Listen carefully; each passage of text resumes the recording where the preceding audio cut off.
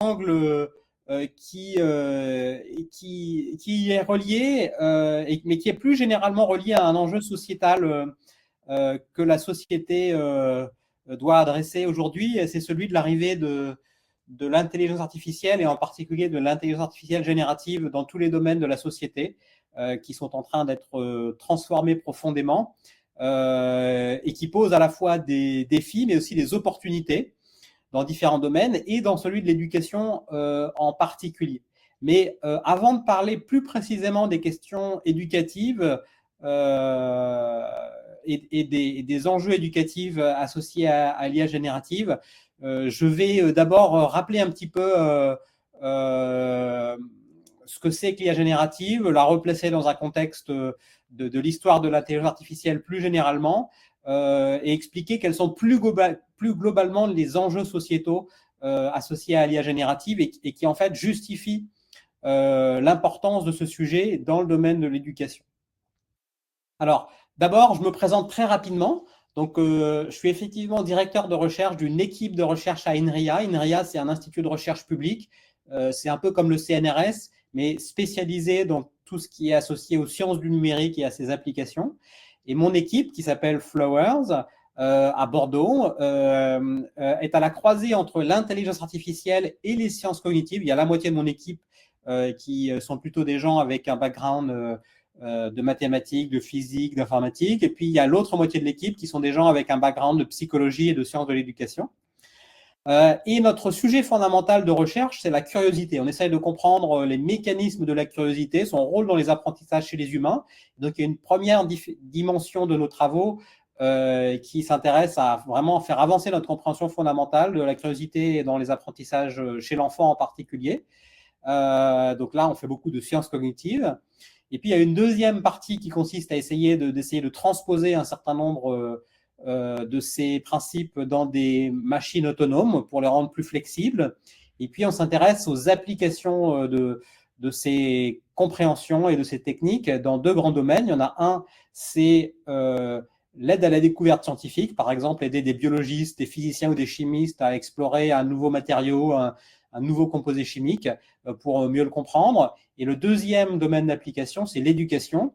Et en fait, ici en particulier, on va s'intéresser à comprendre comment on peut faire des interventions pédagogiques, par exemple sous la forme de logiciels éducatifs, qui vont personnaliser les apprentissages pour les rendre plus motivants pour les élèves et plus adaptés à chacune de leurs particularités, ou alors directement essayer de faire des interventions pédagogiques qui sont faites pour entraîner différentes facettes de la curiosité, par exemple entraîner les enfants à poser des questions curieuses. Alors aujourd'hui, je vous parlerai relativement peu de ce qu'on fait dans mon équipe en termes de recherche fondamentale en sciences cognitives et en intelligence artificielle. Par contre, dans la deuxième partie de ma présentation, je vous parlerai des travaux qu'on fait dans le domaine de l'éducation. Mais d'abord, dans un premier temps, on va prendre du recul et on va essayer de mieux comprendre ce qu'est l'IA générative et comment elle s'insère dans l'histoire de l'IA. Alors d'abord, très court, je vais rappeler un petit peu le contexte historique de l'IA. C'est important, pourquoi? Parce que c'est pas forcément très connu. Par exemple, je fais régulièrement des interventions en collège ou en lycée pour aller présenter mon métier. À INRIA, on a un programme qui s'appelle Chiche et qui organise des visites de chercheurs dans des lycées en particulier, qui permet de présenter le métier de chercheur, de scientifique de manière générale. Et dans ce contexte-là, étant donné l'importance de l'IA générative dans la vie de tout le monde et la vie des jeunes, en général, je commence tout le temps mes interventions en demandant aux élèves de seconde ou de première, par exemple, est-ce que certains d'entre vous ont déjà utilisé ChatGPT? Alors là, j'ai en général sur 30 élèves, 29 qui lèvent la main. Est-ce que vous avez déjà utilisé ChatGPT pour faire vos devoirs? Bon, bah là, en général, il y en a 28 qui lèvent la main. Les autres, ils hésitent à savoir s'il faut ou pas lever la main. Donc ils sont ultra familiers, évidemment, avec l'IA générative. Et puis ensuite, je leur pose la question, est-ce que vous savez quand est-ce que l'intelligence artificielle a commencé à se développer, de quand datent les premiers systèmes d'intelligence artificielle. Donc là, en général, j'ai une première main qui se lève et qui dit autour de 2018. Alors je leur dis, c'est un petit peu plus ancien que ça. Alors il y en a un autre qui lève la main, il dit autour de 2017, 2016. Alors je dis un petit peu plus ancien, un petit peu plus ancien. Et puis bon, au bout de 5-10 minutes à essayer de les forcer, ça descend progressivement. Et vraiment, à un moment donné, il y en a un qui lève la main et qui dit, bon, peut-être que dans l'année 2000, ça a commencé, quoi. On a l'impression que quand il dit ça, c'est vraiment de la spéculation et qu'il remonte au temps préhistorique. Et après, juste après, je leur dis, ben en fait, vous savez, l'intelligence artificielle, ça date de plus d'un siècle. Et alors là, ils tombent des nues. Et en fait, je leur explique, les premiers systèmes d'intelligence artificielle, ils ont été développés, par exemple, en 1912, où il y a des ingénieurs associés à l'armée américaine qui travaillaient sur un projet dans lequel ils devaient construire des missiles qui devaient viser des sources lumineuses, par exemple des batteries antimissiles. On était dans un contexte de préparation de guerre. Et en fait, ils ne savaient pas du tout comment faire ça. Et puis, ces ingénieurs, ils sont tombés sur le livre d'un biologiste qui s'appelait Jacques Loeb et qui, lui, ne s'intéressait pas du tout à des applications militaires. Et lui, il voulait comprendre le comportement des insectes et en particulier le comportement phototropique des insectes. Comment les insectes organisent leur trajectoire pour trouver des sources lumineuses et bouger autour. Et en fait, Jacques Loeb, c'était très intéressant parce que c'était à une époque de la biologie où il y avait encore beaucoup de scientifiques qui pensaient que pour expliquer le comportement des animaux, y compris des animaux très simples comme les insectes, la complexité de ce comportement ne pouvait pas du tout résulter uniquement de leur corps, de leur matériaux physiques, de leur réseau de neurones, par exemple. Ça nécessitait une connexion avec un monde dual. C'était un petit peu vague, une sorte d'éther. Dans lequel il y avait une forme d'âme plus ou moins complexe chez les humains et moins complexe chez les insectes, mais quand même une forme d'âme. Et les biologistes pensaient vraiment ça. Et en fait, Jacques Loeb, ça faisait quelques années que lui, il disait mais non, c'est pas du tout vrai. Moi, je pense que le comportement des insectes, vraiment le résultat de leur câblage biologique, de leur réseau de neurones, il avait dessiné dans des livres, il avait vraiment les circuits neuronaux des insectes, reliant par exemple les muscles, les systèmes qui fait bouger ses ailes du côté gauche à des capteurs de lumière du côté droit, et puis des systèmes qui reliaient les ailes du côté droit à des capteurs de lumière du côté gauche. Et en fait, ses collègues biologistes disaient mais c'est beaucoup trop simple comme système, ça ne peut pas expliquer la trajectoire très compliquée des insectes autour d'une source lumineuse. Et en fait, ces ingénieurs, ils sont tombés sur ce livre-là, ils ont dit bon, on n'a rien à perdre, essayons de fabriquer un robot où on va reproduire ce réseau de neurones avec des circuits électriques. En gros, il avait devant deux capteurs de lumière, un à droite, un à gauche. Puis le capteur de lumière droite, il était connecté à la roue gauche et à son moteur. Et plus il y avait de lumière à droite, plus le moteur gauche avançait vite. Et puis pareil, symétriquement de l'autre côté. Et puis à partir du moment où ils ont branché le robot, ils ont tout de suite observé des comportements extrêmement complexes et sophistiqués de ces machines qui trouvaient d'assez loin les sources lumineuses et se déplaçaient vers les sources lumineuses de manière assez fluide et organisée. Puis une fois qu'elles arrivaient juste autour de la source lumineuse, se mettaient à tourner autour avec une trajectoire extrêmement complexe qui ressemblait vraiment beaucoup à celle des insectes. Et ça, c'est très intéressant parce que du coup, Jacques Loeb a pris connaissance de leurs travaux. Et en fait, c'était vraiment la preuve de ce qu'il disait depuis plusieurs années. Et donc, il a réécrit un livre en donnant l'exemple de ces robots. Et ça a permis de convaincre la communauté scientifique de ce qu'il défendait. Et donc, pourquoi cette histoire elle est intéressante? C'est que d'abord, elle montre que dès le début de la fabrication des systèmes avec des formes de cognition artificielle qui ont été mises dans des machines comme des robots, eh bien, il y a eu une interaction forte, un dialogue fort avec les sciences naturelles, Plus tard, il y aura avec les sciences humaines. Et à la fois, les sciences naturelles ont donné des inspirations qui ont permis de résoudre des problèmes technologiques aux ingénieurs, et les ingénieurs ont mis au point des machines qui ont permis aux chercheurs en sciences de la vie, en sciences naturelles, eh bien, de mieux comprendre le monde qui les entourait. Et ça, en fait, ça raconte un petit peu toute l'histoire de l'intelligence artificielle. Un autre chose qu'on observe évidemment ici, c'est que ici, il y a à la fois un mélange de recherche purement pour faire avancer la compréhension du monde, et puis des applications qui peuvent être sociétalement questionnantes, par exemple ici des applications militaires. Ça, c'est une autre chose qui a suivi toute l'histoire de l'intelligence artificielle. Et puis enfin, il y a une dernière chose, c'est que dès cette époque-là, en fait, les journalistes se sont emparés de ces avancées, et le chien électrique, qui s'appelait comme ça, ce robot, eh bien, il a été à la une de beaucoup de journaux dans le monde, y compris les plus grands journaux du monde, et avec des titres comme Superhuman Intelligence in Machines, donc de l'intelligence superhumaine dans les machines. Dès 1912, les gens discutaient du fait que les machines allaient dépasser l'homme d'un point de vue de l'intelligence. Donc c'était évidemment très largement exagéré, ça a amené à beaucoup de dialogues sociétaux, et puis ça a été complètement oublié, à tel point que 50 ans plus tard, au moment de l'invention des premiers ordinateurs, eh bien, il y a des chercheurs qui ont refait exactement la même chose. En fait, le terme intelligence artificielle n'était pas utilisé en 1912 encore. On parlait tout simplement d'essayer de construire des machines autonomes. Le terme intelligence artificielle a été introduit en 1956 quand un groupe de chercheurs, dont parmi certains les inventeurs de l'ordinateur, qui s'intéressaient dès le début à essayer d'utiliser les ordinateurs pour modéliser des mécanismes de la pensée, du raisonnement logique, de l'apprentissage des humains, eh bien, ils se sont dit, pour ce domaine-là, qui s'intéresse à modéliser avec des machines des mécanismes de la pensée humaine, eh bien, on va appeler ce domaine-là l'intelligence artificielle. Alors après, on peut discuter si c'est un bon nom ou pas, mais c'est comme ça que le terme est né. Et puis ensuite, eh bien, il y a différents mouvements qui se sont développés. Il y a d'abord des chercheurs qui ont continué un petit peu comme les chercheurs de 1912, en se focalisant sur développer des machines qui étaient capables de comportements sophistiqués dans le monde physique. Donc, c'est la robotique, c'est ce qu'on appelle l'intelligence artificielle comportementale.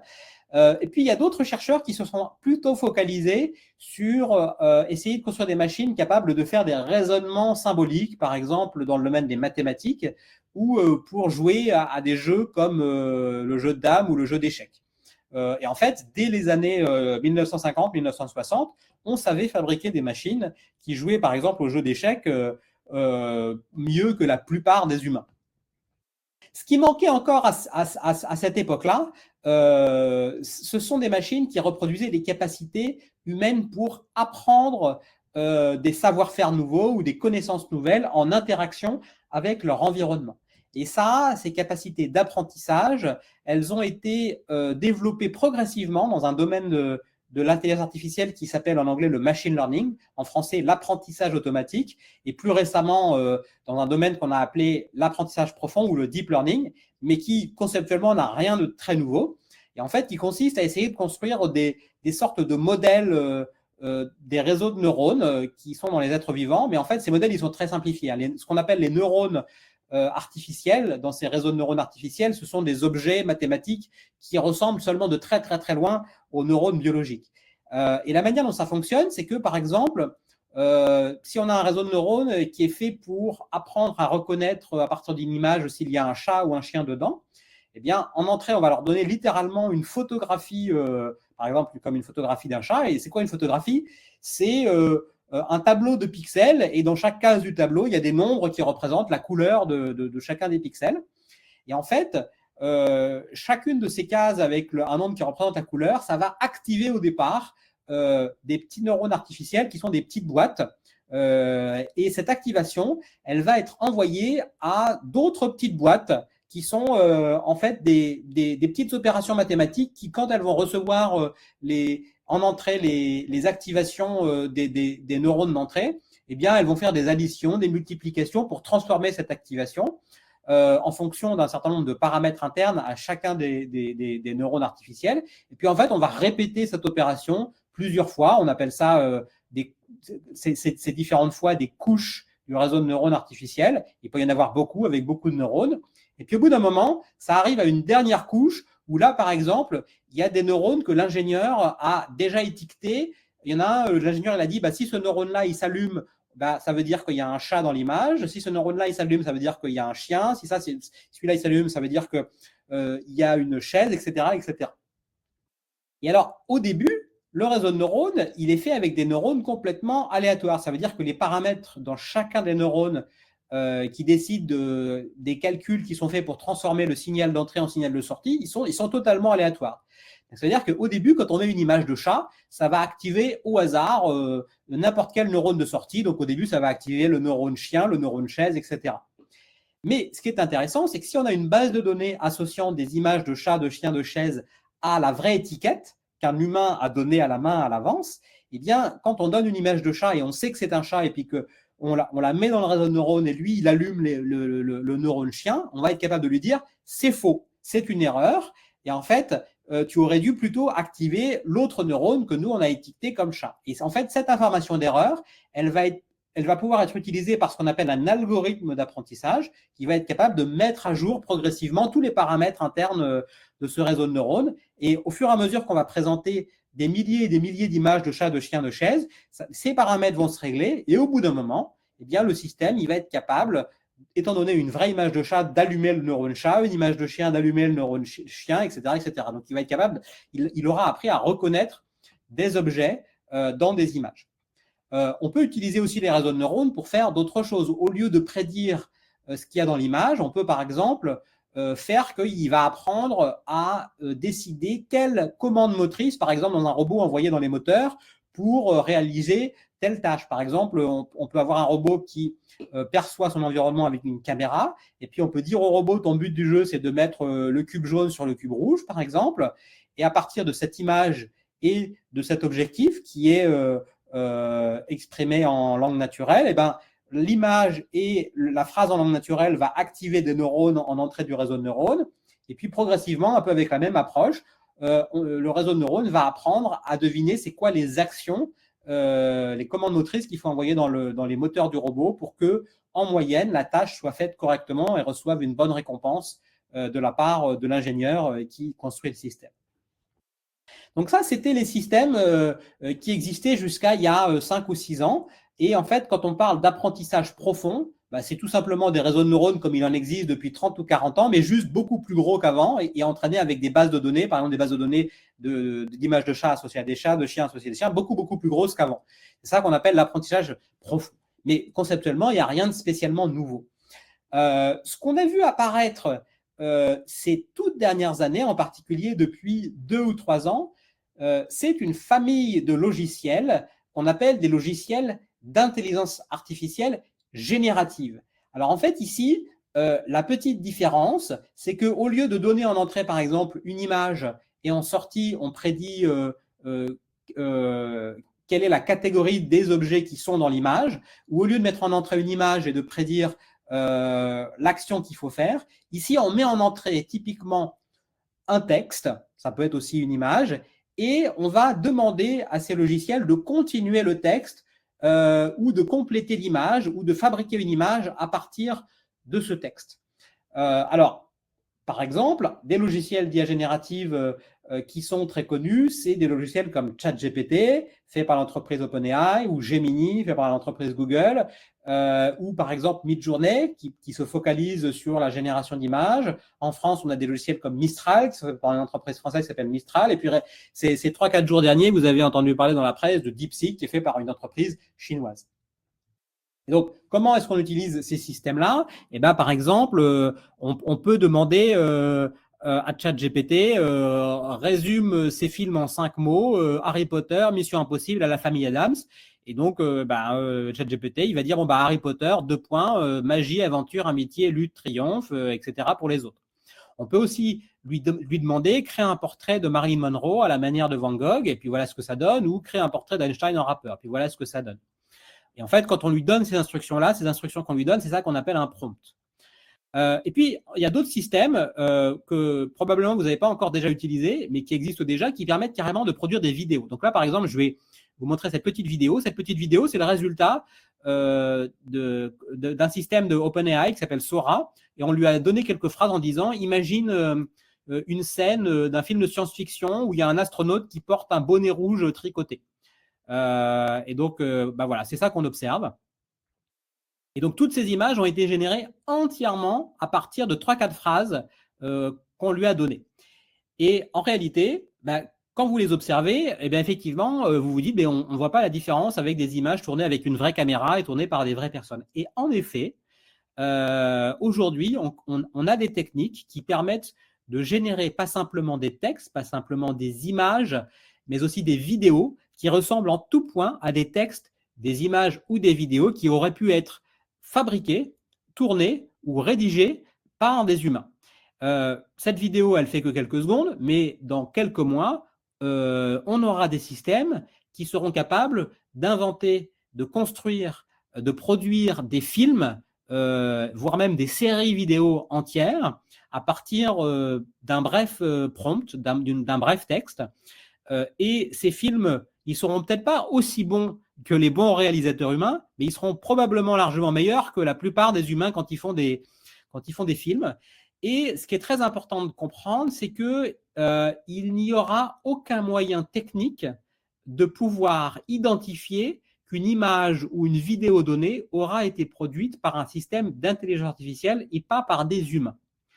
Quand vous entendez parler de gens qui disent on pourra détecter automatiquement s'il y a un truc qui a été produit par ChatGPT ou des humains, oubliez tout de suite, c'est impossible, c'est techniquement impossible, ça sera impossible. La seule chose potentiellement qu'on pourra faire dans le futur, c'est avoir des systèmes qui permettront d'authentifier des images qui ont été véritablement produites par des humains. Donc, par exemple, aujourd'hui, il y a des gens qui développent des appareils photo avec des systèmes de cryptage qui permettront aux journalistes de dire « c'est bien moi qui a pris cette photo avec cet appareil à tel endroit ». Mais si vous avez une image qui n'a pas d'information particulière, il sera absolument impossible de le vérifier. Donc, ça veut dire qu'on arrive dans un monde dans lequel, très vite, la plupart des textes et des images et des vidéos qui vont nous entourer, il sera absolument impossible de savoir par aucun moyen s'ils ont été ou pas produits par un système d'intelligence artificielle. Alors, oui, j'ai oublié de vous préciser, je vais vous montrer quelques exemples visuels comme ceux qui sont sur cette page-là et qui sont extraits d'un livre que je viens d'écrire avec Didier Roy et Clémentine Latron, qui s'appelle « C'est pas moi, c'est l'IA » et qui a été publié chez Nathan. Alors, ces systèmes d'intelligence artificielle, ils arrivent de manière massive dans la vie de tous les jours. Il y a encore 2 ans, ils n'existaient pas du tout. Et j'allais dire, pas simplement pour le grand public, pour les scientifiques, on a commencé à les voir apparaître il y a seulement 3 ans et demi. Mais il y a encore 4 ans, il n'y a aucun scientifique dans le monde qui aurait pu vous dire ces systèmes-là, ils vont arriver dans 1 ou 2 ans. C'était impossible. Donc, c'est vraiment une surprise, y compris pour les scientifiques. ChatGPT est arrivé il y a 2 ans. En 2 mois, il y a eu 100 millions d'utilisateurs. Aujourd'hui, il y en a 180 millions. Mais sauf qu'il y a plein d'autres systèmes que ChatGPT, comme on vient de le voir. Et donc, il y a véritablement des centaines de millions d'utilisateurs dans le monde de ces systèmes-là. Il y a aussi plein de nouveaux systèmes qui sont produits tous les jours. Par exemple, il y a un site web qui s'appelle Hugging Face et qui permet d'héberger des modèles qu'on appelle open weight, ça veut dire en fait des modèles qui sont faits par des organisations, qu'elles soient publiques ou privées, et où tous les détails du réseau de neurones sont rendus disponibles et téléchargeables sur ce site web-là. Et ça veut dire que tout le monde peut télécharger ces modèles et les faire tourner sur son ordinateur, par exemple, à partir du moment où on a un ordinateur suffisamment puissant. Sur ce site Hugging Face, il y en a plus de 400 000 et il y en a tous les jours plusieurs dizaines qui sont publiés par des organisations, plusieurs dizaines de nouveaux. En termes d'usage, c'est massif. Quand on regarde par exemple en France, alors si on regarde les plus de 35 ans, l'usage il n'est pas encore si massif que ça. Il y a à peu près 22% des plus de 35 ans qui utilisent une fois de temps en temps les systèmes d'IA générative. Par contre, quand on passe chez les 25-34 ans, on s'aperçoit que c'est 47%. Et quand on passe chez les 18-24 ans, c'est 70%. Mais en fait, quand on passe carrément chez les collégiens et les lycéens, c'est plus de 90%. Et ça, c'est énorme. Et en fait, ce qu'il faut réaliser aussi, c'est que la plupart de ces utilisateurs, dont le nombre est croissant, eh bien, utilisent ces logiciels le plus souvent de manière pas forcément optimale, dans le sens où ils reprennent les résultats qui leur sont proposés par ces logiciels-là, tels quels, copier-coller, sans les modifier, sans les interroger et sans esprit critique. Et puis, la chose qui est particulièrement importante à comprendre et à savoir, c'est que quand on regarde, par exemple, chez les élèves, ceux qui ont au départ peut-être essayé d'utiliser ChatGPT, par exemple, pour faire un devoir dans un contexte scolaire, eh bien, on s'aperçoit qu'une grande proportion d'entre eux, à partir du moment où ils ont commencé à utiliser ChatGPT pour un devoir scolaire, eh bien, ont une forte tendance ensuite à passer systématiquement par ChatGPT pour n'importe quelle demande d'information sur des sujets qui n'ont rien à voir avec l'école. Donc, en fait, ils ne passent plus par des moteurs de recherche, ils passent directement par ChatGPT pour l'accès à l'information et à la connaissance. Et ça, c'est particulièrement important et préoccupant parce qu'en fait, les systèmes d'IA générative, alors on peut les voir de différentes manières, mais il y a une manière qui est très importante, c'est de s'apercevoir qu'en fait, ce sont principalement des technologies de transmission culturelle. Alors, qu'est-ce que ça veut dire, une technologie de transmission culturelle? Ça veut dire que, en fait, par exemple, un système comme ChatGPT, eh bien, il a été entraîné sur un corpus de textes et d'images qui reflète, qui encode les valeurs, les connaissances, les croyances, les mythes, les préférences, les biais, etc. Eh bien, des humains qui ont écrit ou fabriqué ces textes et ces images. Donc, c'est véritablement, il va encoder les régularités de la culture des gens qui ont produit les textes sur lesquels il a été entraîné. Et du coup, eh ben, il faut bien imaginer que, par exemple, si on discute avec un système d'IA générative de la guerre en Ukraine, par exemple, eh bien, la manière de présenter cette guerre et ses enjeux va être très différente si on a un logiciel d'IA génératif qui a été fabriqué par des Américains et entraîné sur des textes choisis par les Américains, par rapport à un modèle d'IA génératif qui aura été fabriqué par des Russes ou par des Chinois. Par exemple, le modèle DeepSeek dont vous avez entendu parler ces derniers jours, qui par ailleurs est extrêmement performant. Si on l'interroge sur les enjeux démocratiques en Chine ou sur des événements, par exemple comme l'événement de la place de Tiananmen, eh bien, il ne va pas du tout répondre la même chose et il ne répond pas la même chose que si on pose la question d'abord tout simplement à des historiens européens et puis à des modèles d'IA générative entraînés en Europe. Donc ça, c'est fondamental parce que, encore une fois, ces systèmes sont aujourd'hui utilisés de plus en plus par de plus en plus de gens comme les outils en priorité pour accéder à la connaissance et à l'information. Et puis, vous pouvez vous dire, oui, mais il y a plein de gens, en fait, ils ont compris que tous ces problèmes-là et donc ils décident volontairement de ne pas les utiliser pour accéder à la connaissance et à l'information. Eh bien, en fait, ils ne vont pas y échapper même s'ils n'utilisent pas ces systèmes-là. Et pourquoi? Parce qu'aujourd'hui, une partie de plus en plus grande des contenus qui sont publiés sur Internet et sur les réseaux sociaux sont générés avec ces outils d'IA générative. Donc, ça veut dire que quelqu'un qui ne veut pas utiliser ChatGPT ou les variantes pour accéder à l'information et qui préfère aller chercher des pages web en passant par un moteur de recherche, eh bien, très rapidement, il sera confronté majoritairement à des pages web qui auront été générées par ces outils d'IA générative. En réalité, il y a beaucoup d'études qui montrent et qui laissent penser que très prochainement, la grande majorité des textes et des images qui seront accessibles sur Internet auront été générés par ce type de logiciel. Et puis, sur les réseaux sociaux, on a aussi une multiplication extrêmement rapide des logiciels qui simulent des personnes réelles et qui ont été déployés par des organisations qui peuvent être grandes, qui peuvent être étatiques, mais qui peuvent être aussi toutes petites. Ça peut être un groupe de 2 ou 3 personnes qui, en quelques heures, peut déployer littéralement des millions de personnes virtuelles qui vont défendre un point de vue et faire de l'influence d'opinion. Et on a évidemment vu récemment, par exemple dans les contextes d'élections de pays occidentaux, que c'était utilisé pour influencer les résultats et que ça pouvait véritablement impacter la démocratie. Donc ça, c'est particulièrement préoccupant quand on garde en tête que la plupart des modèles qui sont développés et utilisés, y compris par les utilisateurs européens, sont aujourd'hui des modèles qui sont fabriqués en Amérique du Nord ou en Chine. Alors, maintenant, juste, on va essayer de comprendre un tout petit peu plus précisément comment est-ce que ces logiciels sont fabriqués, comment est-ce qu'ils fonctionnent, qui va permettre de comprendre aussi qu'est-ce que ça veut dire et comment ils en sont venus à encoder ces connaissances, ces valeurs, ces croyances, etc. Eh bien, en fait, la manière dont ils sont fabriqués n'est pas si compliquée que ça. En réalité, ils sont principalement entraînés, ces modèles comme ChatGPT, par des exercices de texte à trous. En fait, on rassemble sur Internet typiquement beaucoup de textes et d'images, y compris des textes et des images avec des copyrights que les entreprises comme OpenAI n'ont pas le droit d'utiliser, mais qu'ils utilisent quand même. Et puis, à partir de ces textes-là, on va enlever des mots volontairement, et puis on va donner ces textes à trous au logiciel avec leur gros réseau de neurones qui est au départ avec des paramètres aléatoires, et puis on va leur demander d'essayer de trouver c'est quoi les mots qu'il y a dans les trous. Donc, par exemple, là, on leur donne le chat est un animal, il aime jouer avec des. Donc, vous pouvez essayer de deviner, vous allez certainement avoir des idées de quoi deviner. Puis quand le réseau de neurones il essaye de deviner un mot, bah, au départ il va avoir faux, on va lui dire non, le mot qu'il fallait mettre c'était celui-là.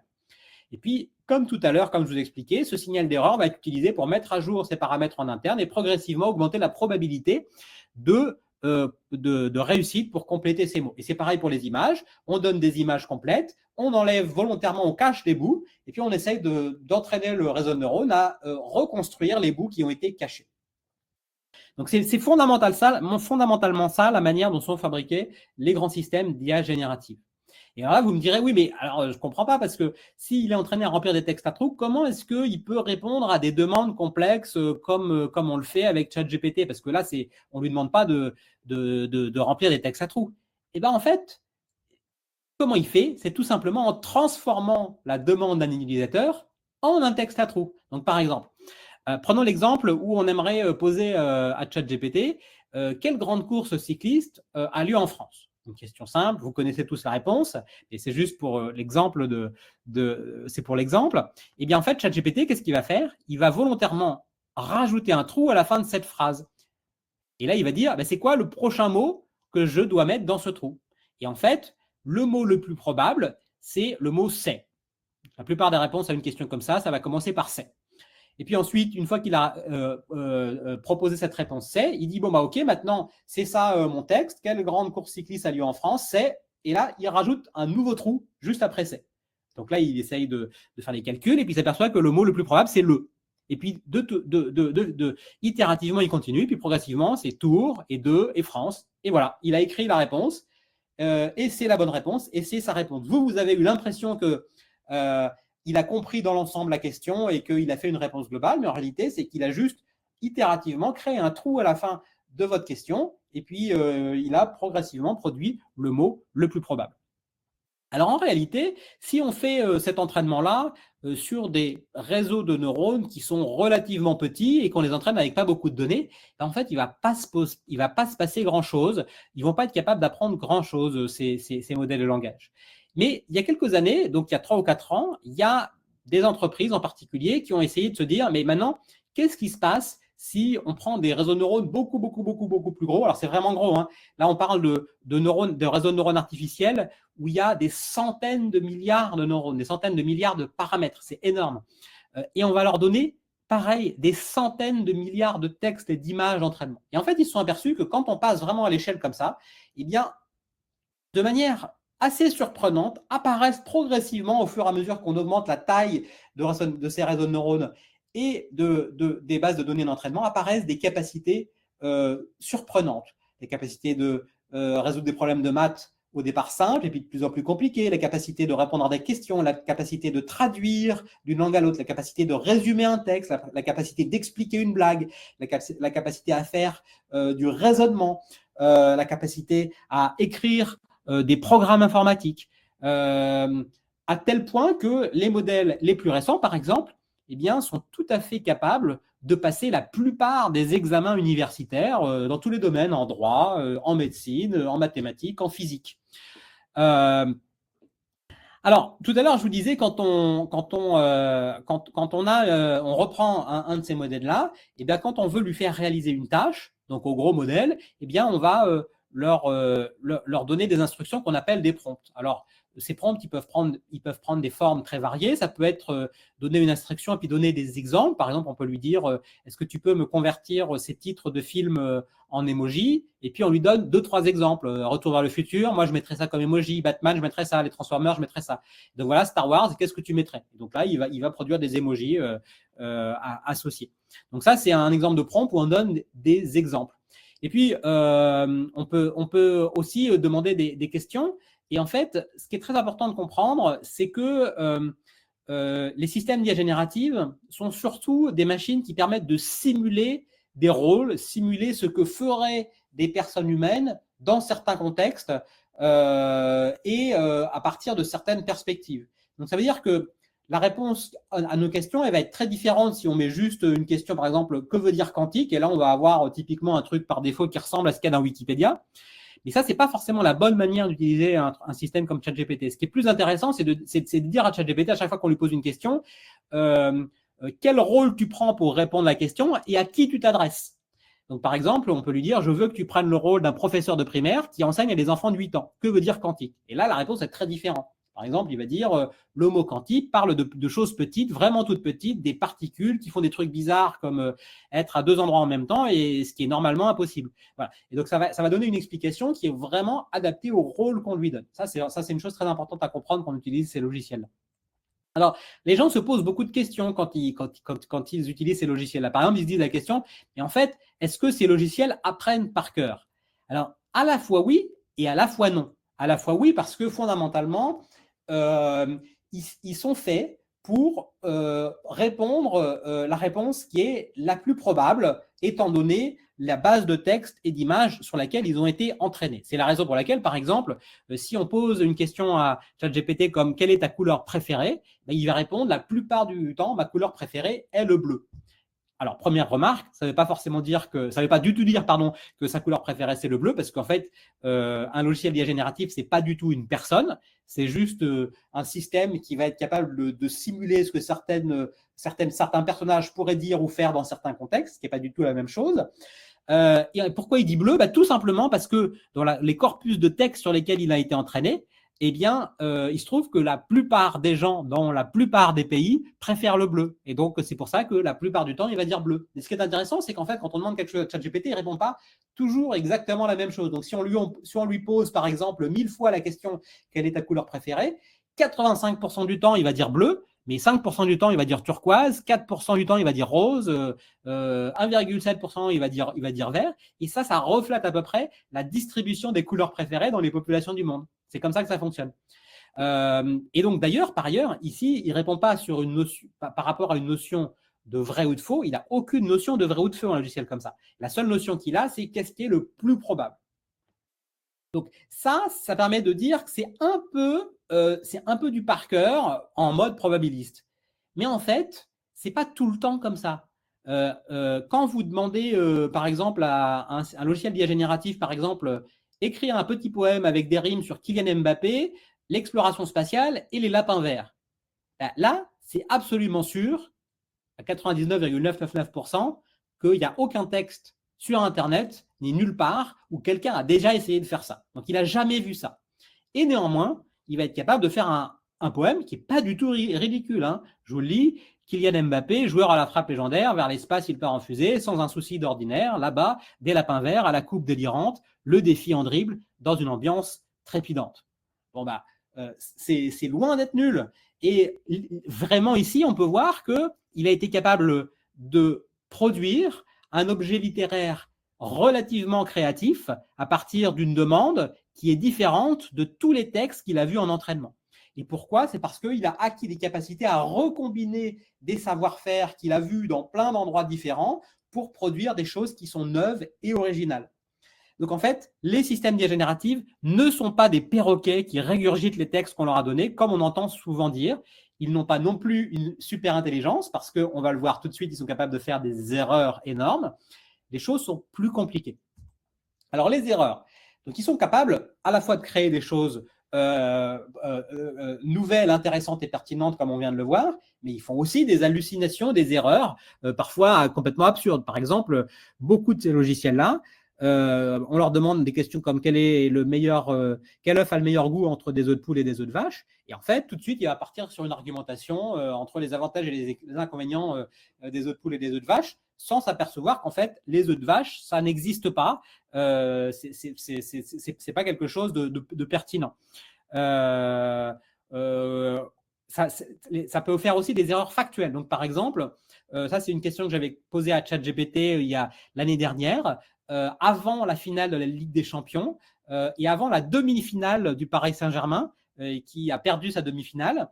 Et je lui ai demandé combien de buts le PSG a-t-il marqué en finale de la Ligue des Champions en 2024. Eh bien, avec beaucoup d'assurance, il m'a répondu le PSG a marqué 4 buts lors de la finale de la Ligue des Champions en 2024, alors qu'il ne s'est même pas qualifié pour la finale. Donc ça, c'est une erreur tout simplement factuelle. Donc voilà, donc ça fait des erreurs et en fait, d'une certaine manière, c'est pas surprenant. Ces systèmes ne sont pas faits pour énoncer des choses qui sont vraies ou fausses. Ils n'ont pas la notion de vrai ou faux. Ils sont juste faits pour produire des choses qui sont statistiquement probables. C'est tout. C'est aussi la raison pour laquelle ils vont produire malheureusement un certain nombre de biais ou de stéréotypes et qui vont véhiculer les biais et les stéréotypes des corpus de textes et d'images sur lesquels ils ont été entraînés. Donc, par exemple, ça c'est quelque chose que j'ai fait encore une fois il y a quelques mois avec ChatGPT. Je lui ai dit, il est docteur, elle est, et il a complété par infirmière. Ah, pas de bol, parce que ça veut dire qu'il préfère dire qu'elle est infirmière et pas docteur. Et puis, je lui ai donné une deuxième chance de se rattraper. Je lui ai dit, elle est docteur, il est, et là, il m'a mis ingénieur. Ah, donc les garçons n'ont pas le droit d'être infirmiers, donc, par exemple. Donc ça, c'est un exemple de biais de genre qui est présent dans un certain nombre de ces modèles. Donc, imaginez une petite fille qui discute avec ces modèles-là, c'est assez moyen. On peut lui demander aussi, par exemple, génère des images de personnes travaillant dans des services sociaux.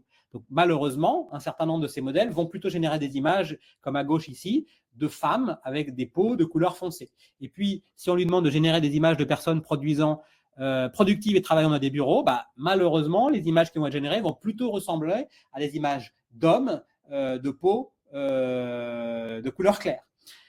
Et puis, à côté de ces erreurs, de ces biais, qui sont du coup la plupart du temps involontaires, même s'ils sont très embêtants, eh bien, il y a aussi des utilisateurs qui vont exploiter la capacité des modèles d'IA générative à produire des choses complètement qui simulent la réalité, soit pour faire des attaques à des personnes qui peuvent, par exemple, porter atteinte à la vie privée, soit organiser des arnaques commerciales ou à des niveaux plus collectifs, organiser des campagnes de désinformation. Par exemple, il y a quelques mois, a circulé sur les réseaux sociaux une vidéo du président ukrainien qui demandait à ses troupes de rendre les armes face à la Russie. C'était évidemment une vidéo fausse qui avait été générée par un système d'IA générative, mais si on regardait la vidéo, il n'y avait pas de moyen de le savoir.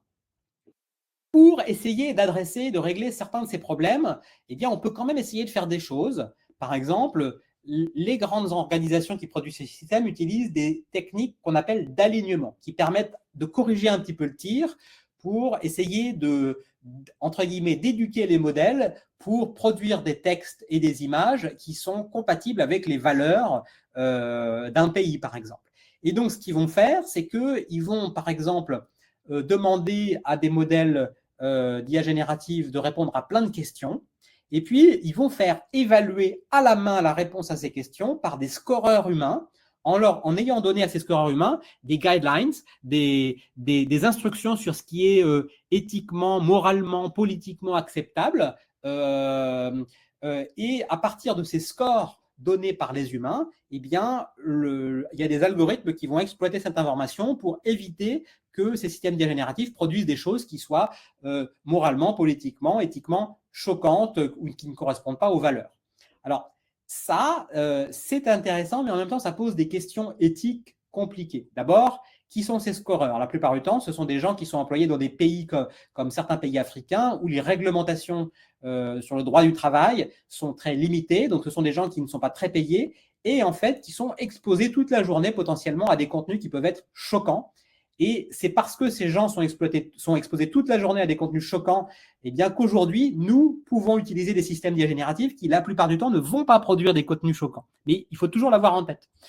Et puis, par ailleurs, je vous ai dit, on donne à ces scoreurs des instructions de ce qui est moralement ou politiquement acceptable. Mais aujourd'hui, la définition de ce qui est moralement, politiquement, culturellement acceptable ou pas est définie par des organisations qui sont pour la plupart privées, comme OpenAI, qui sont des entreprises. Mais est-ce que c'est vraiment une bonne idée que ce soit ces entreprises qui définissent ça? Et puis même si ce sont des organisations publiques, ça pose des vraies questions fondamentales parce que finalement, ça nous oblige à formaliser culturellement qu'est-ce qu'on a envie que soient, par exemple, les valeurs qui soient présentes dans un système d'IA génératif qui va, par exemple, être utilisé par les Français et, par exemple, précisément par des élèves, des adolescents français.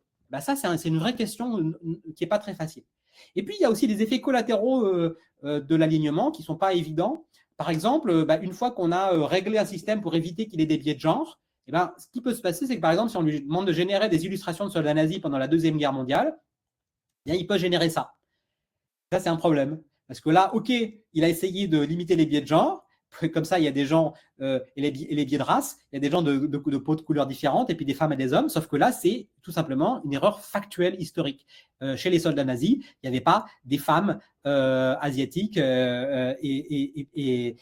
ou dont la peau était de couleur noire. Et le problème, c'est qu'on pourrait se dire, oui, du coup, il suffit de l'aligner pour lui dire d'éviter quand on lui pose une question dont la réponse appelle à un fait historique, eh bien, on désactive le biais de genre. Mais le problème, c'est qu'est-ce que c'est vraiment un fait historique? Parce que la notion de fait historique, c'est pas la même si on est en Chine, si on est en Russie ou si on est en Europe, par exemple. Donc, ça pose vraiment des questions fondamentales non triviales. Et puis, par ailleurs, il faut aussi avoir en tête que quand on interagit avec ces systèmes-là, eh bien, ils vont aller taper dans certains biais cognitifs qui sont présents chez les humains. D'abord, le biais de la vérité illusoire.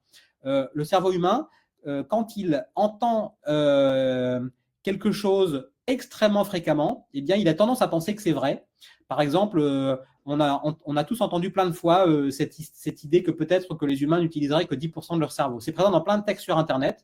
Et donc, ce genre de choses va être reproduit par des modèles d'IA générative. Et du coup, quand un adolescent va, par exemple, interagir avec un système comme ça, il va être exposé à des faits qui sont très fréquemment énoncés et penser potentiellement que c'est vrai, ça va renforcer ses croyances. D'autant plus qu'il y a un autre biais qui va renforcer ça, c'est le biais d'anthropomorphisme et le biais d'expertise. C'est-à-dire qu'à la fois dans la presse, eh bien, on voit tous les jours quasiment des titres qui disent que les systèmes d'intelligence artificielle vont bientôt dépasser l'intelligence des humains. Et donc, un adolescent, que voulez-vous qu'il comprenne si les grands médias, y compris les plus sérieux, disent ça, il va se dire probablement ils ont raison et donc c'est des systèmes qui sont assez pros, quoi, qui savent ce qu'ils disent. Et puis par ailleurs, quand on discute avec ChatGPT répond tout le temps avec un air extrêmement assuré. Donc ça va envoyer des signaux à notre cerveau qui vont court-circuiter l'esprit critique et qui vont dire probablement ce qu'il me dit est vrai. Et puis en plus, il y a un autre biais que le cerveau humain, c'est le biais de confirmation. En fait, ces systèmes ont été entraînés aussi à faire plaisir aux humains, à leur rendre service. Et le problème, c'est que parfois, ça crée des tensions. Par exemple, si on dit à ChatGPT 345 n'est pas divisible par 5, seul un idiot penserait cela, mais t'es pas un idiot, n'est-ce pas, ChatGPT? En fait, dans un système comme ChatGPT, il y a une tension entre faire plaisir et s'aligner sur ce que veut l'utilisateur et puis la réalité. Et là, dans ce cas-là, dans cette discussion-là, ça a penché du côté de s'aligner avec l'utilisateur et ChatGPT m'a dit vous avez raison, 345 n'est pas divisible par 5 et puis il m'a fait toute une explication pour justifier ça. Donc ça, c'est important à savoir. Alors, je vais accélérer parce que j'ai encore un certain nombre de choses à dire. Par ailleurs, c'est aussi très important d'avoir en tête que tous ces systèmes d'IA générative ont un coût énergétique et environnemental très important. Par exemple, poser 50 questions à ChatGPT, ça consomme à peu près l'équivalent de 0,5 litres d'eau.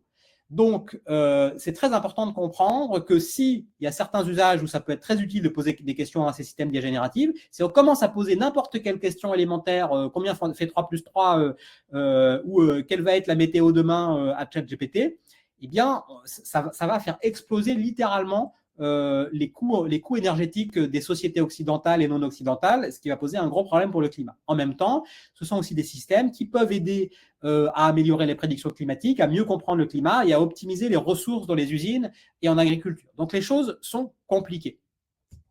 Les usages se développent extrêmement rapidement. Dans les entreprises, aujourd'hui, de plus en plus de personnes les aident pour rédiger, pour faire des synthèses, pour accéder à des informations dans des bases de connaissances des entreprises, pour proposer des réponses à des demandes des clients, pour faire des analyses sémantiques des retours des clients, par exemple, pour faire des traductions, pour aider au brainstorming et la résolution de problèmes. Donc, tous les corps de métier dans les entreprises les utilisent de plus en plus.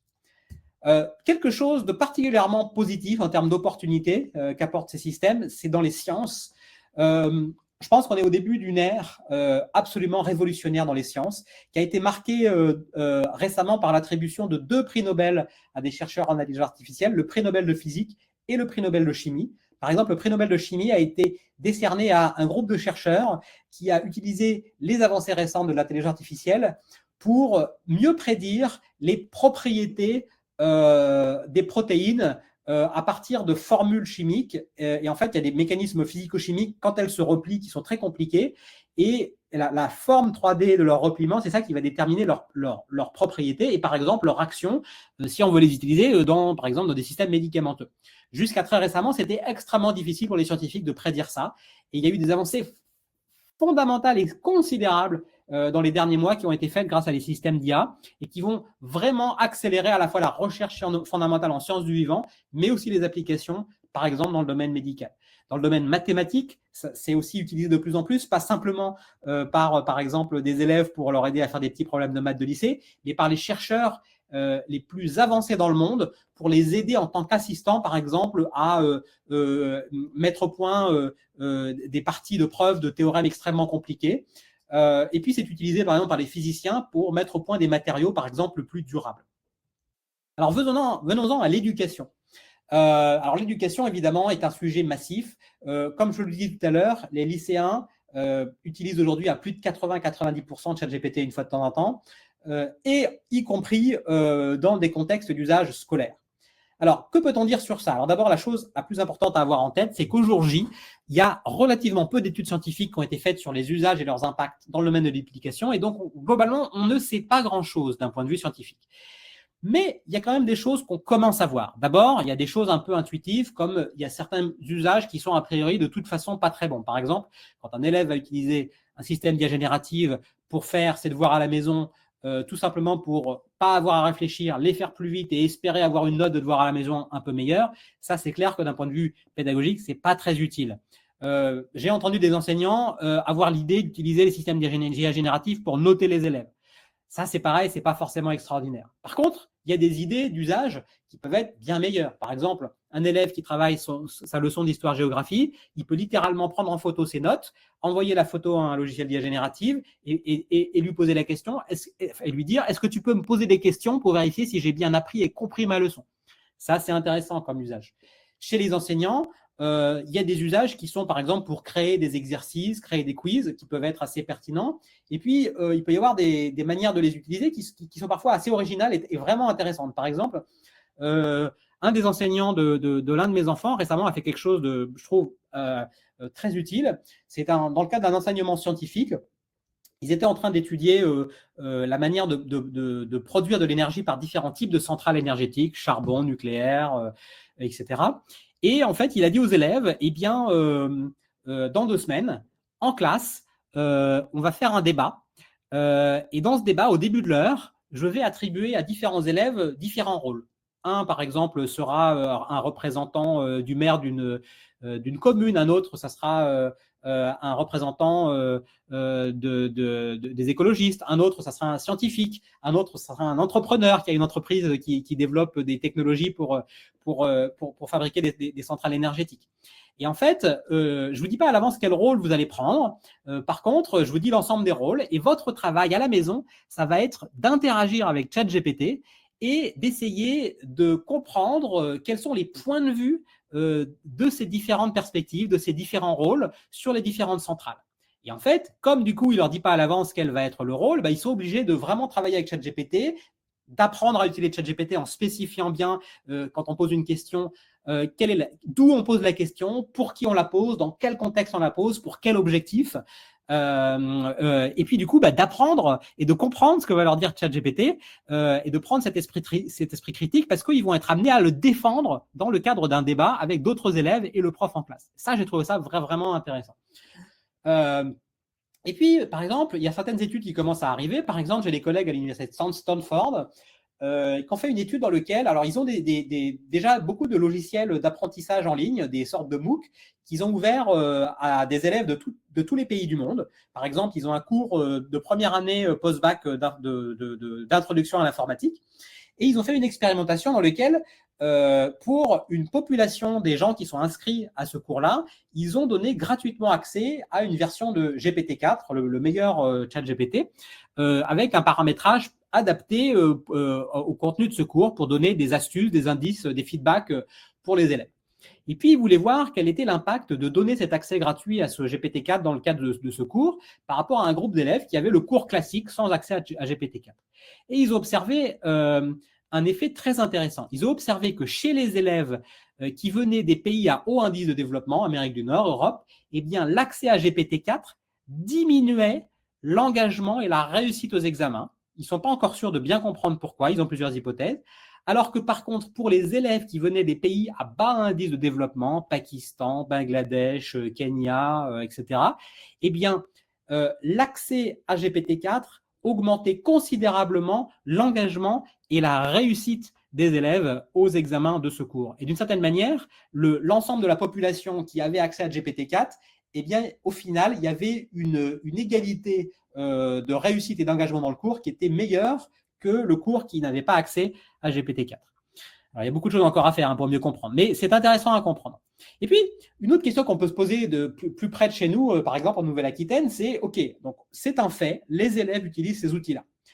Essayons de comprendre dans quelle mesure ils les comprennent et ils les utilisent correctement. Par exemple, est-ce que les élèves savent poser les bonnes questions à un système comme ChatGPT? C'est une étude qu'on a faite il y a quelques mois dans des collèges de Nouvelle-Aquitaine auprès d'un groupe d'un peu plus de 70 élèves, des 4e, 3e. Et qu'est-ce qu'on a fait?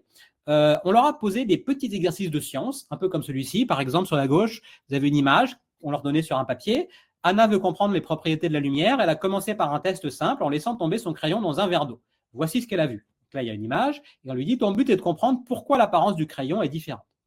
Et puis là, à partir de là, on leur donnait accès à ChatGPT et on leur disait, bon bah voilà, une proposition de questions que tu pourrais poser à ChatGPT. Et puis volontairement, on avait préparé des questions parfois qui étaient bien adaptées et puis parfois qui volontairement n'étaient pas adaptées. Donc par exemple, ici, une question qui est adaptée, c'est qu'est-ce qui fait qu'un crayon change de direction lorsqu'il est mis dans un verre d'eau?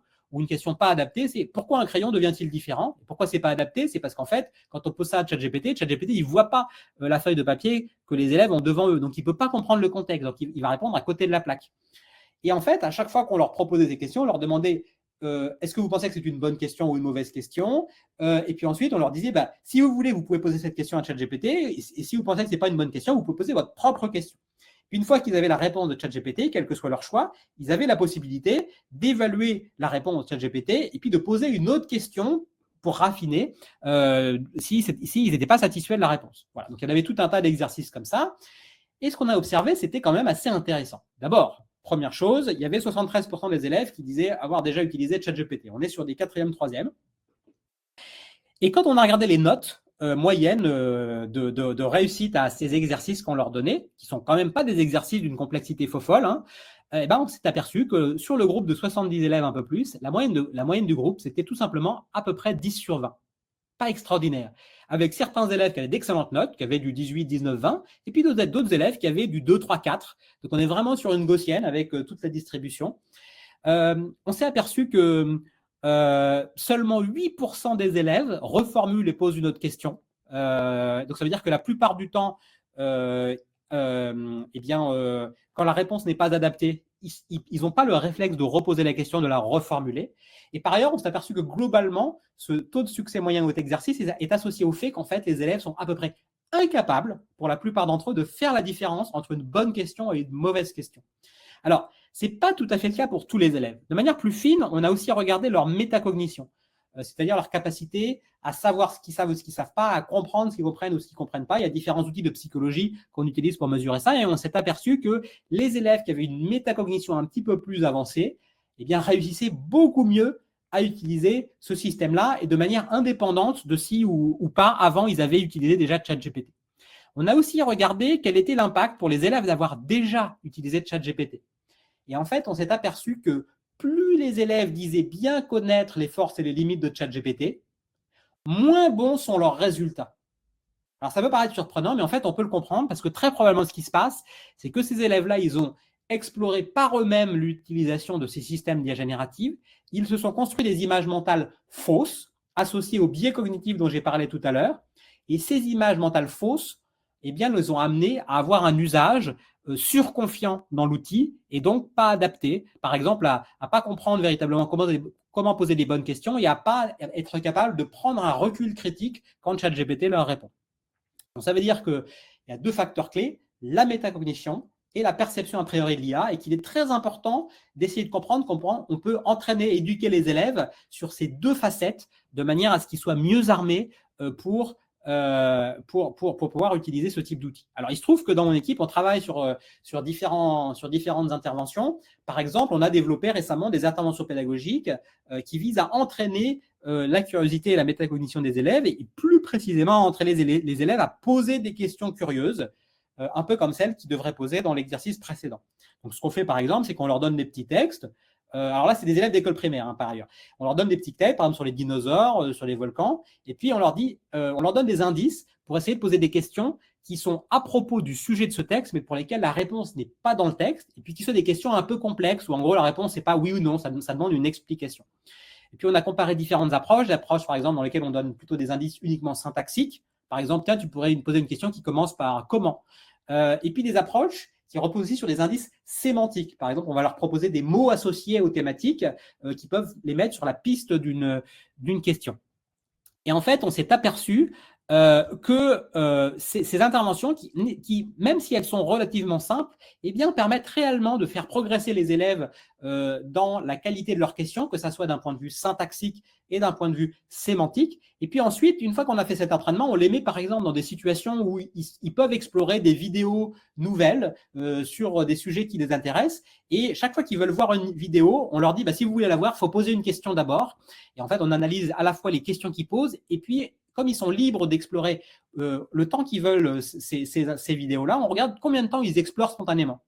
Et en fait, on s'aperçoit que ceux qui ont été entraînés avec la méthode qu'on a proposée, eh bien, explorent plus longtemps et posent des questions plus sophistiquées que les autres élèves.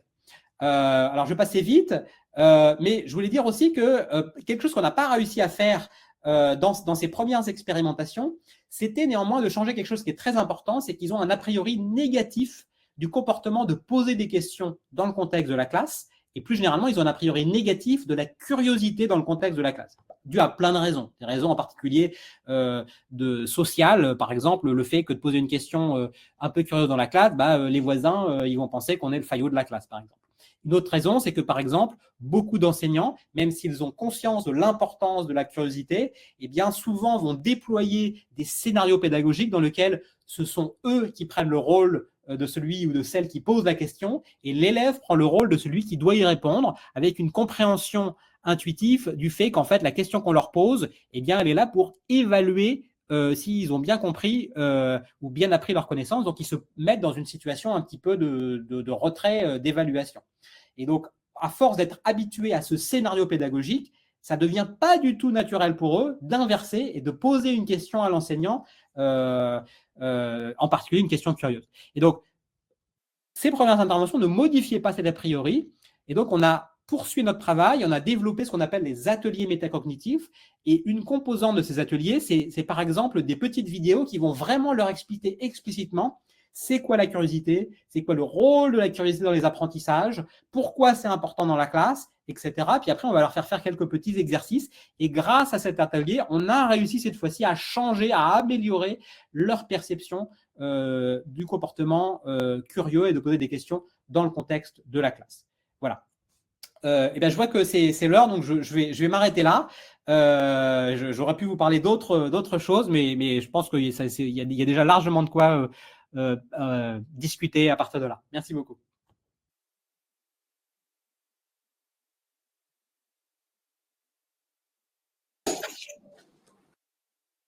Est-ce qu'on va passer aux questions? Est-ce que vous avez des questions pour Monsieur Oudélier? Je pense que vous nous entendez bien, Monsieur? Oui, je vous entends très bien, tout à fait. Je vais parler assez fort.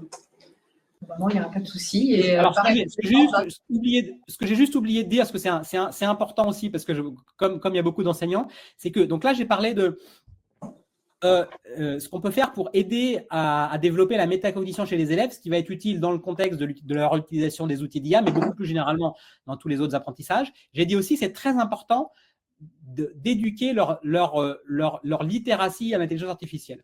Et pour ça, on a développé plusieurs outils. En particulier, on a développé une série de vidéos éducatives qui s'appelle ChatGPT expliqué en 5 minutes, qui est très facile à trouver sur Internet et qui est en licence Creative Commons. Donc, ça veut dire que tout le monde peut les utiliser comme ils veulent, voire les modifier comme ils veulent, sans nous demander l'autorisation. Donc ça, c'est vraiment, s'il y a des enseignants qui veulent les utiliser, c'est gratuit, c'est libre, c'est sur Internet et je vous encourage à le faire.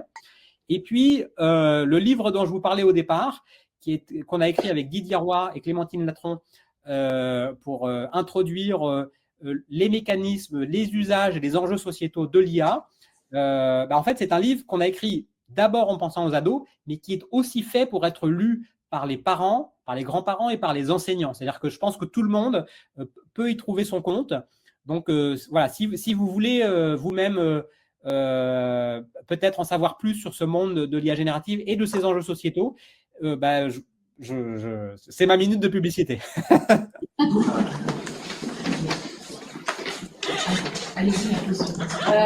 Moi, j'aimerais savoir dans quelle mesure notre utilisation de l'IA permet son évolution et les conséquences que ça peut générer.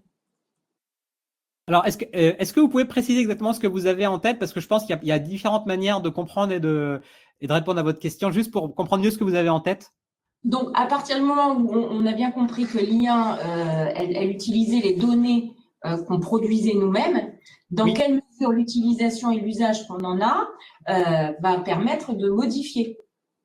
Alors, effectivement. Alors d'abord, tout à fait. D'abord, c'est quelque chose qu'il faut toujours avoir en tête, c'est que quand on interagit avec ce type de logiciel, eh bien, toutes les informations qu'on met dans la conversation, eh bien, elles arrivent sur les serveurs informatiques des entreprises qui les développent, et pour la plupart d'entre elles, elles en font ce qu'elles veulent. Donc d'abord, il y a un enjeu ici d'abord de protection de la vie privée, parce que quand on utilise ces outils-là avec des élèves, eh bien, il faut tout de suite leur expliquer. Et puis, la deuxième chose, c'est qu'en fait, vous avez raison. Chaque fois que les utilisateurs, quels qu'ils soient, utilisent ces logiciels-là, eh bien, par exemple, c'est tout à fait la plupart des organisations qui les développent, ils utilisent des logiciels pour voir si l'interaction se passe bien avec l'utilisateur. Et quand ça se passe bien, eh bien, ça va donner des informations qui vont renforcer le système. Quand ça se passe mal, c'est aussi une information qui va faire évoluer le système.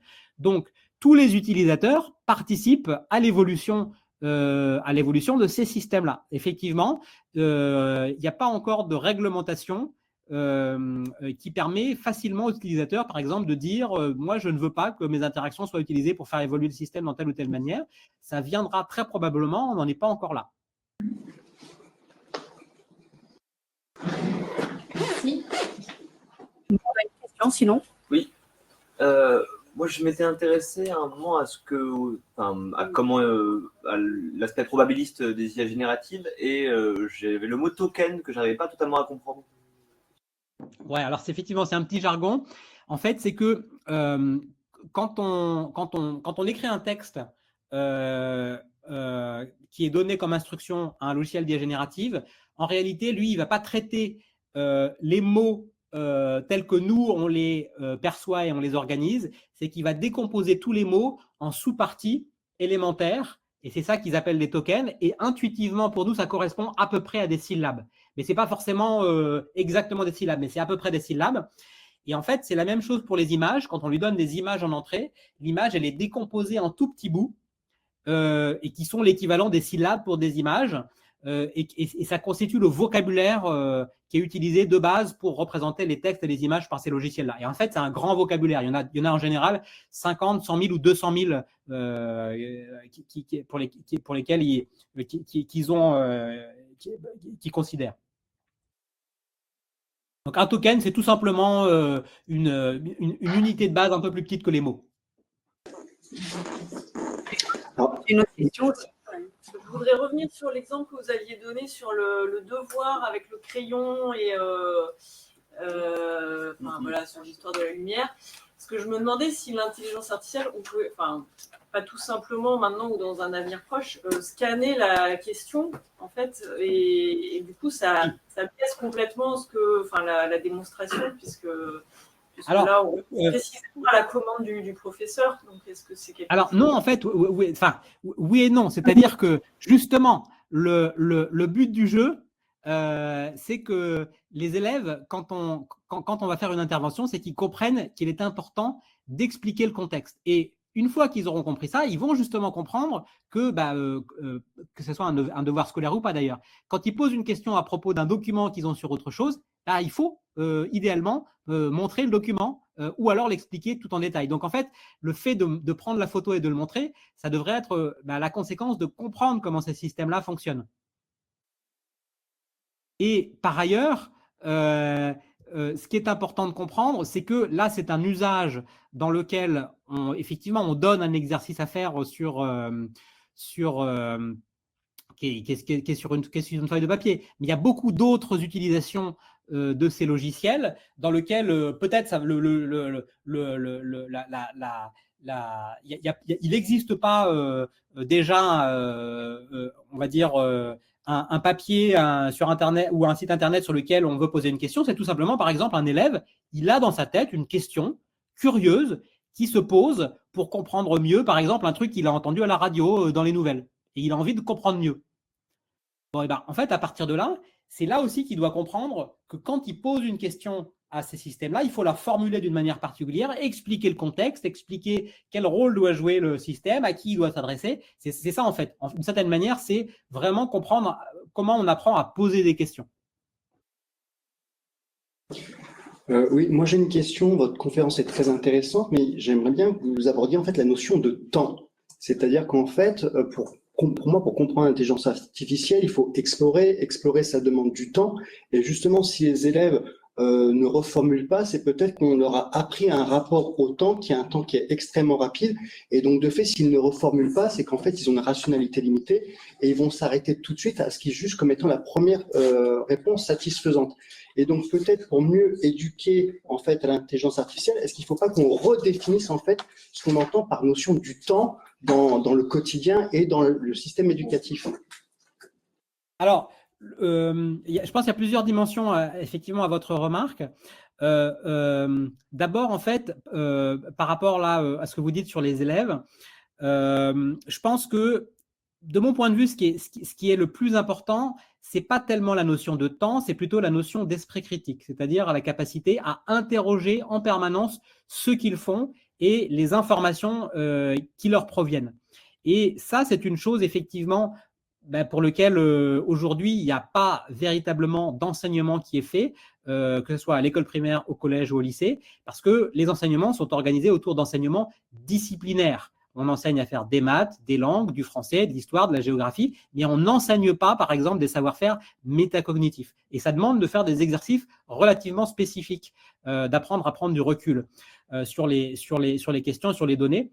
Donc ça, c'est une première chose. Donc moi, je dirais plutôt, ce qui est particulièrement important et urgent, c'est de comprendre l'importance de la métacognition dans les apprentissages, et ça n'a rien de spécifique à l'intelligence artificielle. Je vous recommande d'ailleurs un rapport extrêmement bien écrit et pertinent de Joël Proust, qui est membre du Conseil scientifique de l'éducation nationale sur la métacognition et qui concerne l'ensemble du système scolaire. Après, il y a une autre dimension, effectivement, qui est celle du temps de l'expérimentation. Ces systèmes d'IA générative, ils sont tout nouveaux. Et aujourd'hui, on voit arriver de manière complètement anarchique des usages qui semblent pas du tout adaptés, et puis d'autres parfois qui semblent bien. Mais dans tous les cas, on a très peu de recul. Et en fait, pour avancer, je pense qu'il faut de l'humilité. Il faut pas se dire qu'à l'avance, on va savoir quelles sont les bonnes manières de comprendre et d'utiliser ces outils-là dans un contexte éducatif. Il faut expérimenter.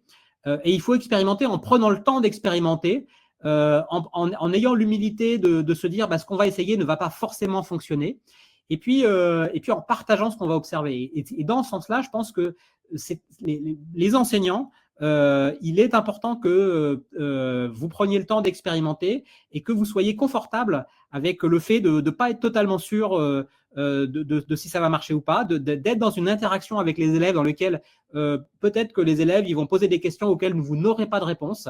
Mais néanmoins, c'est probablement vous les enseignants qui vont découvrir et expérimenter les outils qui seront les plus pertinents et les plus utiles dans votre contexte de classe par rapport à vos contraintes et à vos objectifs. Je pense que ça va être très important plutôt qu'il y ait une sorte de mécanisme top-down où il y ait à un moment donné quelque chose qui soit décidé, où on demande à tous les enseignants de faire la même chose et on est à peu près sûr que ça ne va pas bien fonctionner. Donc ça, prendre le temps de l'expérimentation, et ça, je pense que c'est effectivement important. Et c'est pas évident. C'est pas évident parce qu'on est dans un système scolaire où évidemment il y a des programmes qui sont contraints, il y a des objectifs qui sont contraints. On vous envoie des signaux parfois qui vous laissent pas beaucoup le temps à l'expérimentation. Donc c'est un défi, ça c'est sûr. Sans transition sur le temps, peut-être une dernière question. Oui. Moi, j'avais une question par rapport au biais de confirmation. J'aurais voulu savoir, en fait, si j'ai bien compris, les interactions avec ChatGPT font aussi évoluer en fait, le rapport de ChatGPT avec l'utilisateur. J'aurais voulu savoir si, en fait, le biais de confirmation faisait qu'on pouvait sortir d'une neutralité objective en fonction des questions posées par l'élève. Oui, en fait c'est associé par exemple à toutes les… Alors, tout à l'heure, je donnais l'exemple d'un exercice de maths 345 n'est pas divisé par 5, c'est un idiot, machin bidule. Mais en fait, la plupart du temps où les exemples comme ça vont véritablement se passer, c'est quand on va interroger ChatGPT sur des questions, par exemple, politiques, sociétales, où quelqu'un va vouloir étudier une question, par exemple, je sais pas, sur la pertinence de l'énergie nucléaire, la pertinence de telle ou telle loi sur l'immigration, par exemple, celles qui sont discutées en ce moment au Parlement.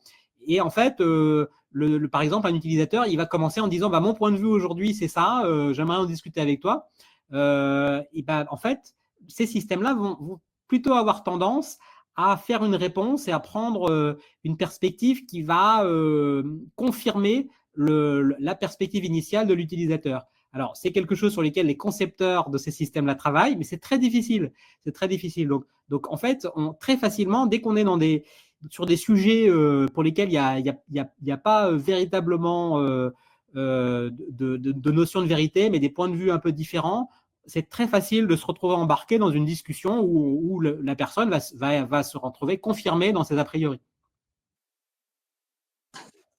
Et c'est particulièrement là qu'il est important d'avoir un esprit critique et d'être capable de décoder les messages qui sont envoyés, comment ça fonctionne, pourquoi ils parlent comme ça, etc. etc.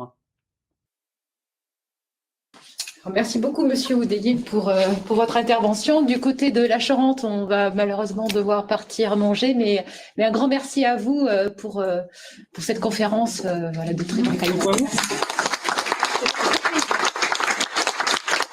Nous poursuivrons nos échanges cet après-midi en s'inspirant de tout ce que vous nous avez présenté ce matin. Un grand merci à vous. Alors, côté Charente-Maritime, je ne sais pas si Sarah, tu veux… Merci à vous. On est ravis d'avoir écouté vos propos qui vont nourrir notre réflexion pour la suite de la journée. Merci à vous. Merci, bonne journée à tous. Il n'y a pas de micro. Il n'y avait pas de micro? Non, mais tout à l'heure, on l'a déjà applaudi. Ah oui, j'ai eu peur.